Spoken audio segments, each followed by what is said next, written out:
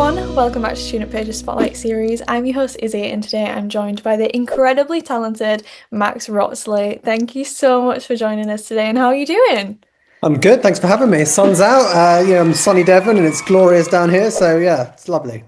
Yeah, it's very nice to have some sunshine in England for a change. So Yeah, I'm not one of making those a people who complains.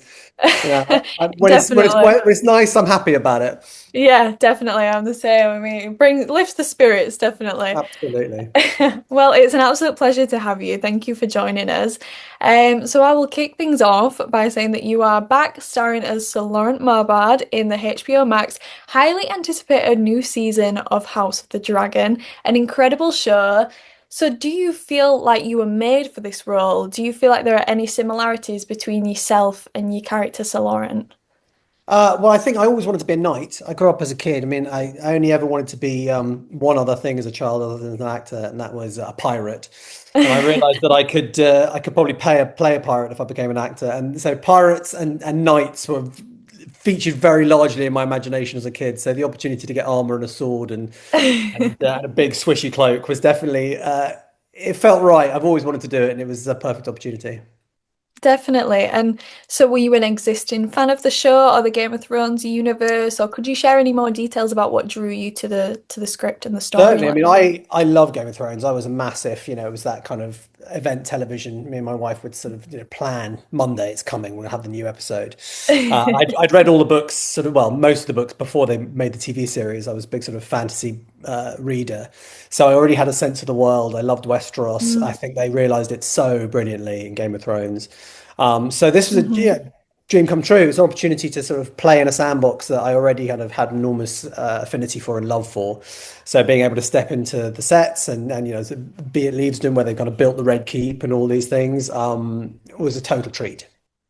Definitely. I mean, I can imagine it's so overwhelming on those sets because there's so much there, but I bet it's the best feeling ever, especially as existing fan. Yeah, it is. But so It's an this amazing world they built. Yeah, definitely. That is one thing that they're very good at, building these incredible worlds. But the season kicked off with an absolute banger of an episode, which showed us the Battle of the Gullet. Yeah. Now, for anyone who lives under a rock and hasn't seen it yet, this is your spoiler warning. But this is the episode that we did unfortunately lose Jace the Face, one of my favorite Our characters. boy Harry, our lovely Oh boy Harry. boy, Yeah. exactly. And so Sir Lorent obviously had a huge role within this Battle of the Gullet scene. Has there ever been moments on set where you as Max have disagreed with Sir Lorent's actions? Maybe I not this mean, example yeah. particularly, but But honestly, this is the one. This is the one I struggle Mhm, with. I mean, I spoke to Ryan mhm. about it when I first saw the script because um, obviously it's a deviation from the book. So I had in my head kind of where he was going, and I'd read that, so that was kind of where my objective was in my mind. Yeah. But I think the decision to lock Rhaenyra away, it's a conflicted one because what Harry says to me is true. It is protect her at all costs. Hmm. But I think character-wise, I've always played him as incredibly straight down the line, incredibly loyal. So it was a sort of turn at the traffic lights to suddenly kind of obey Jace over her. I Hmm. totally understand why they did it for the narrative of the show. I think it makes perfect Hmm. sense. It adds a degree of distance between Rhaenyra and her council. I think you'll notice in sort of episode 2 and 3, like she's Hmm. shed her Dragonstone council, which we've been a part of since the beginning of season one. And I think that really necessitates her story arc to like show her isolated in King's Landing. She hasn't got this kind of support network, and I think they chose Sir Lorent as a kind of a representative of that kind of break as she kind of moves from being Rhaenyra the just. And I think you'll see as the season goes on, we're going to recognize her more as Rhaenyra the Cruel, which is obviously the name she gets in the books later. Hmm. And obviously, you mentioned that this was a deviation from the original books. And as you said, you've read all the books. Do you find it difficult at all, or do you quite enjoy when you see changes from like as it translates from the books to on screen? Do you enjoy getting to experience these new things, or does it kind of catch you off guard sometimes?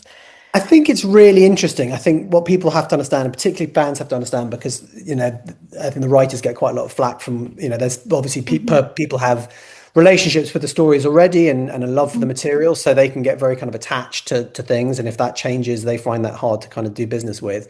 But making TV and writing books is a totally different job.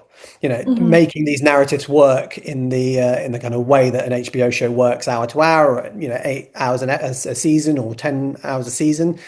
It's a different thing. You're going to have to edit. You're going to have to maybe sort of combine characters or combine arcs to make it a much leaner thing. You haven't got time to sit down and read 300 pages because you're in the mood that Sunday afternoon. It is going to be what's the next beat? How do we drive this narrative forward?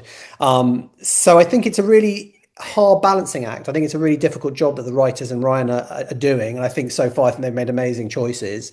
I particularly like, I mean, Nettles is a very, very sort of popular character in the book, but I actually really liked seeing that character transposed into Baylor's sister and have that give her more agency within the story Hmm. because they're such a good actor as well. It was Phoebe; they're an amazing actor. So having them have the opportunity to fill those boots and not have to introduce another actor, another character, and get people to kind of relate to somebody new, they already have your audience already has an attachment there.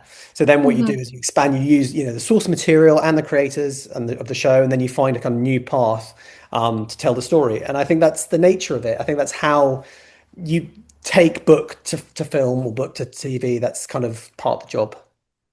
100%. And I feel like, as you mentioned, there's a lot of people that already have existing relationships with the books. So being able to kind of be surprised and experience new versions of the story Yeah, is really nice, in my opinion, to experience it differently on absolutely. screen.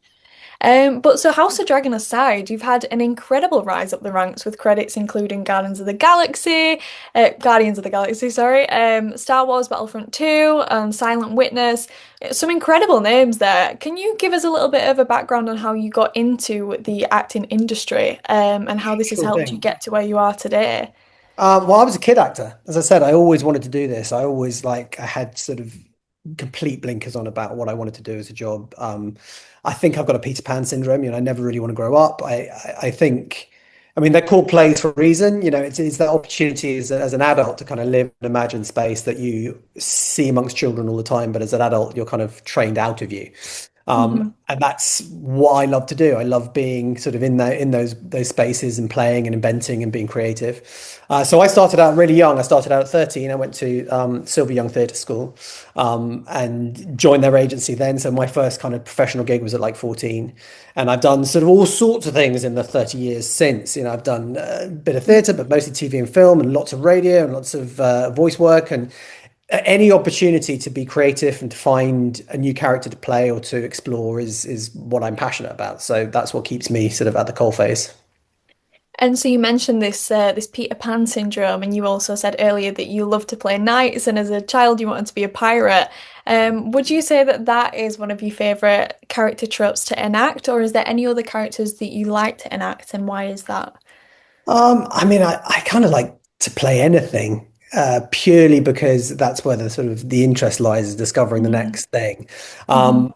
The pirate knight thing is because they're kind of archetypes, and I think as a child Mhm. you sort of see either a hero or a villain or whatever it is, and it's a very kind of clear visual image. It's going to be that I'm going to wear that outfit, I'm going to do that kind of swashbuckle or Yeah. whatever it may be. What I think is interesting as an actor is that actually every role you get asks you different questions, and exploring that. And as you, I mean, I've been in this industry a really long time, so my castability has completely changed since I was a kid actor, and then I was a young actor, and I was male lead, and then as that now I'm sort of at the period of my career where I'm looking at sort of character work, and actually that's the most interesting thing because human behavior is how people sort of internally tick and think and behave. That's what's interesting, and I think that's what good acting is when you can see people who are really following human behavior, looking for truth in whatever moment they're playing, and that constantly evolves depending on what the job is and what the requirements are, and that's where it's Mhm. fun. Definitely. And so, as you mentioned, you've kind of evolved with the industry through the time that you've been in it. But is there anything in the industry that you would particularly like to see going forward? Have a small bugbear with self tapes. I do miss in the room cast. I miss in the room casting. I think Mm, I mhm, think COVID kind of offered the industry an opportunity to do it in a different way, and I think mhm, thank God it happened at that point because it was tough for everybody. mhm, But I miss being in the room. I think you get a different energy from an actor when you meet and a human being when you meet somebody face to face. You Hmm. get a different energy. It might be really positive. You might go, oh God, for whatever reason, I really connected with that person in the chat before we did the read. Or Hmm. the opposite, for some reason, their energy is not right for this role. I think it's really hard for casting directors and very hard for directors to do that similar thing when it's so curated. My Hmm. job now, I would say 99% of the time is to produce tapes and send them in for audition. That turns me into cameraman, lighting man, editor, and also you are self-critical of your own work. So I'm Hmm. never sure whether I pick the best take because we all Hmm. have human vanity or, oh, I don't, I've said that bit weird, or I look at, and I think that is an extra line between the best work and the best moment. And also, you can't get noted. If I go into an audition, Hmm. I've made some choices.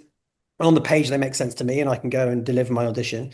And the director goes, nah, just for whatever reason, I think just this other bit of information, or this tweak, or this adjustment.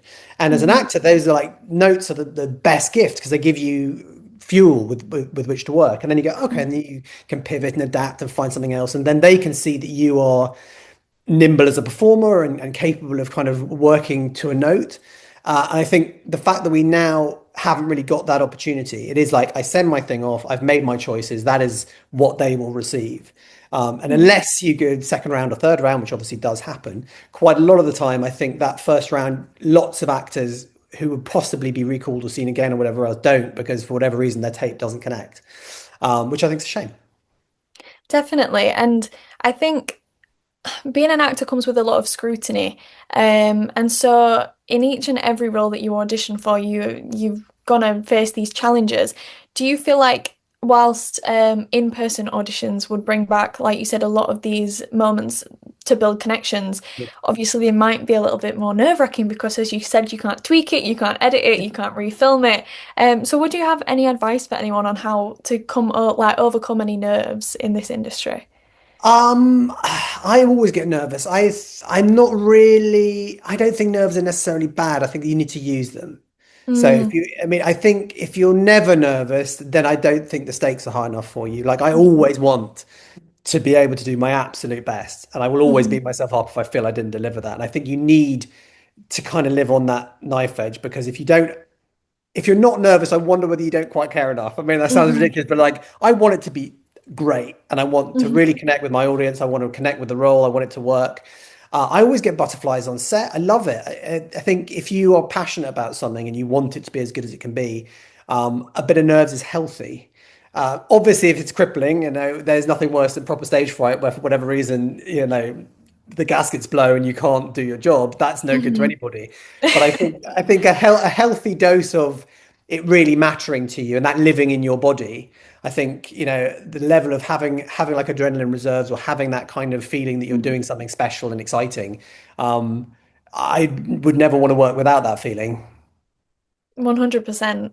And so within the acting industry, is there anyone in particular that you look up to? I mean, you've been in the industry for such a long time, but you've been on some incredible sets, surrounded by some incredible people. Is there anyone that you take inspiration from personally?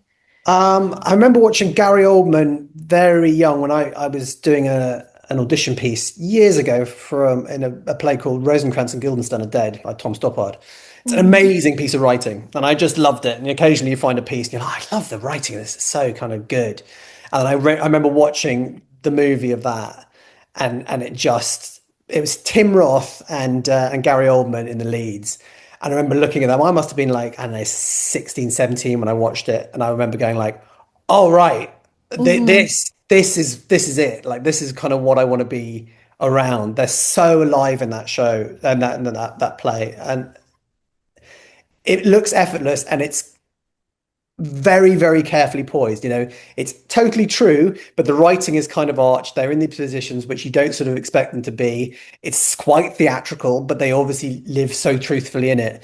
So for me, I mean, that was formative watching that. And I still think that now. I watched Slow Horses the other day and I was like, Gary Oldman is the real deal. He's got this ability to just live in his own skin. Mhm. And it is so watchable and so dynamic. So I think Mhm. actors who work like that, actors who sort of deliver that kind of work, that's what attracts me and makes me excited. Definitely. And so within the acting industry, there is so much excitement. But what do you feel like are the challenges that come with being an actor? Oh, that's a good one. Financial. It's a very hard, if I'm Yeah, honest, if I'm going to be honest, yeah, it's a yeah. very hard industry to make a living in. I know Mhm. I've got lots of actor friends. I would struggle to say I even know one that kind of comfortably lives in the 1% and makes enough kind of Mhm. uh, sort of financial comfort to live every year just doing Mhm. acting.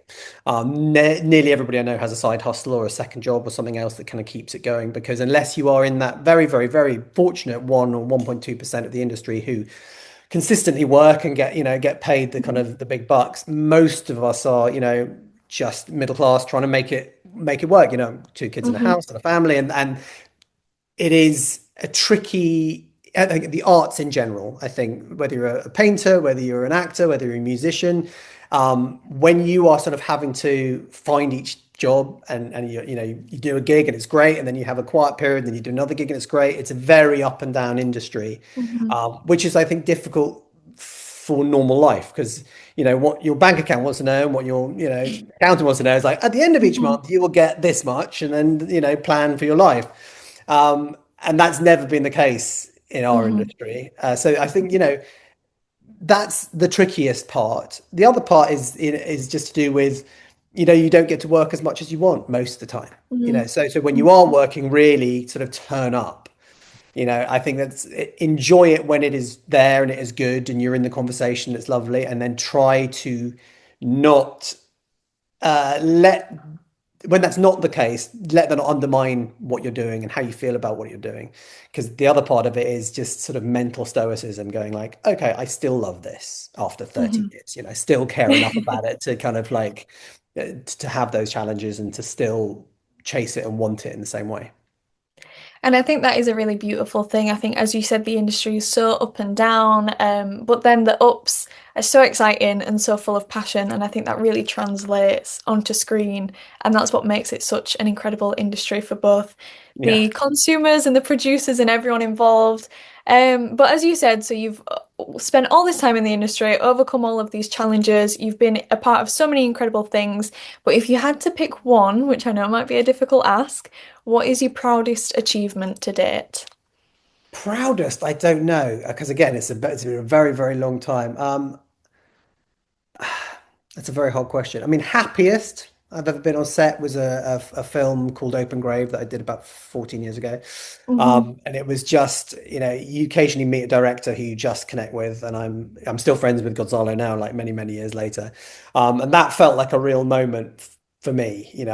I'd been doing a lot of indie stuff, and then it was like a decent kind of proper sort of finance movie, and we went to Hungary and we shot for 6 weeks, and I just loved the people. It was a really happy place to be. And I felt at that moment, talk about feeling proud. I was like, I feel proud of this. Like this feels, Hmm. where I want to be within the Hmm. industry is surrounded by other good creative people doing something I care about, and being led by a great director. That's kind of the best feeling. Definitely. And so, as I mentioned before, you've been a part of so many different experiences, a part of so many different universes within your acting credits.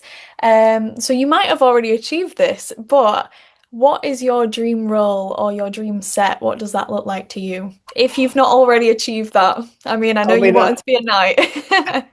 I'd have more, please. Yeah, I mean, like, I think I do love fantasy and I love sci-fi. I'm a bit of a geek on that score. I grew up as a Star Wars kid, so Mhm.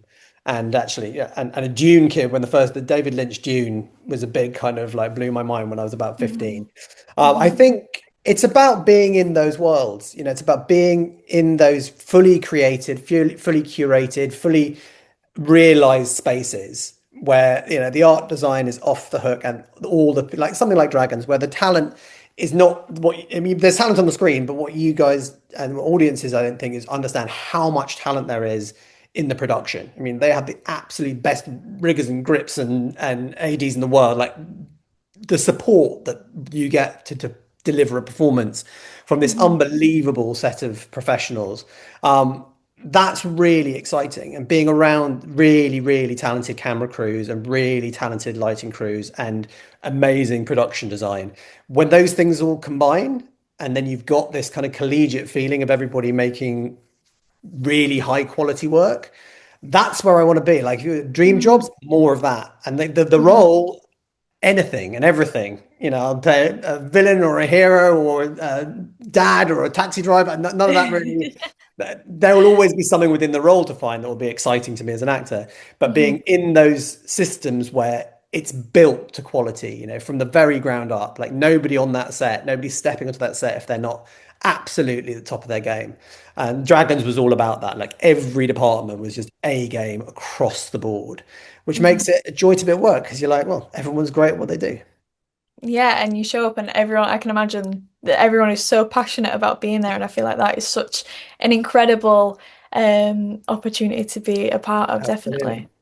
Absolutely. And so if you had any advice for young people or students who are looking to get into the acting industry, what might you say to them? I'd say do it as much as you can, more than anything else. Find if they're doing amateur dramatics or they're doing theatre at your university, if there's a filmmaking club, if there is any opportunity to get in front of a camera or get on a stage or just to kind of learn your craft, if there's classes, if there's a really good Meisner workshop at your uni, Mhm. something like that, I would say find those things and do them because you never know number one, what you're going to learn is going to be incredibly valuable to you forever. And number two, you never know who you're going to meet. You listen to, I was listening to Dawn French the other day and she was like, she bumped into, to Saunders like, at a party. They were both in the same kind of world as each other, doing sketches or whatever else. And Jennifer Saunders, Dawn French met each other in a crowded room. And 40 years later, they are who they are. And it's like those relationships that you build with other creative people who also love their work and are passionate about it. You never know where that will lead. So yeah, find your tribe, be with the people who make stuff and make as much as you can. Exactly, get stuck in. Yeah, get your And hands so dirty. now, so we're currently 4 episodes into the season of House of Dragon, and we're obviously without any spoilers. I don't want to prod you too much, but in one word or phrase, how would you describe the remainder of the season? I mean, it's a tricky one actually Hmm. because I mean, I don't know, spoilers from your end. Dear Sir Lorent, doesn't make it past episode 2. So, having Hmm. done 2 seasons previously, I saw early scripts, but I haven't seen all the final scripts because Okay, unfortunately, Sir Lorent was banished from Dragonstone to choose his unfortunately. own fate. Um, Hmm. but I would say, from everything I've spoken to with the cast, I think one word. I think bloody. I think it's Mm. getting, or no, I'm gonna say it's a very English word. It's gonna get nasty. I think it's gonna get nasty. I can feel that brewing a little bit, to be Yeah, honest. I think the extraordinary Emma will Mhm. unleash. I'm very excited to see it. Very excited. And so my final question for you, and this one is purely just out of my own curiosity, if I'm being Yeah. honest. You've done an absolutely incredible job at playing Sir Lorent, and you really brought the character to life. But as you said, you are an existing fan of the A Song of Fire and Ice universe. Ice, oh my God, A Song of Ice and Fire universe. I will get my words out eventually. Say that three Um, times quickly after gin and tonic. So is there any other character that if you had to play, who would you pick? That's a good one. So many. I mean, instantly for the scripts, Tyrion, Hmm. because he has the best things to say. But I think whether I could do it as well as Flynn, maybe Bronn. Maybe, Mm-hmm. maybe Bronn. I I think think Bron was my favorite character of the entire Game of and Thrones. it's so well realized. He plays it Yeah, so incredibly well. I mean, I he. love the double act of him and Arya and the double act of him and Tyrion. Hmm. He's just got this dryness and danger about him, which is Hmm. really. It's I think it's like he's definitely a villain, but I totally love him. Like I Hmm. wanted Hmm. like he could do all the bad things in the world, and I still was like Team Bronn. Yeah, 100%. Throughout Game of Thrones, like, oh wow, you're awful. I love you. No, definitely. I agree. He was one of my absolute favorite characters throughout the entire show. And as you said, he can do no wrong in my eyes. I was just captivated by his It's performance funny. It's a constantly. good, Yeah. good, good actor. And talk about an actor kind of finding his role. Like he was so great in Mhm. that. Yeah, definitely killed it. Well, so that is all the questions that I've got for today. It has been an absolute pleasure and a dream come true for me as such a huge fan of the show. So thank you so much for joining me. It's been honestly such a great experience. And thank you to everyone at home who tuned in, and I'll see you all next time.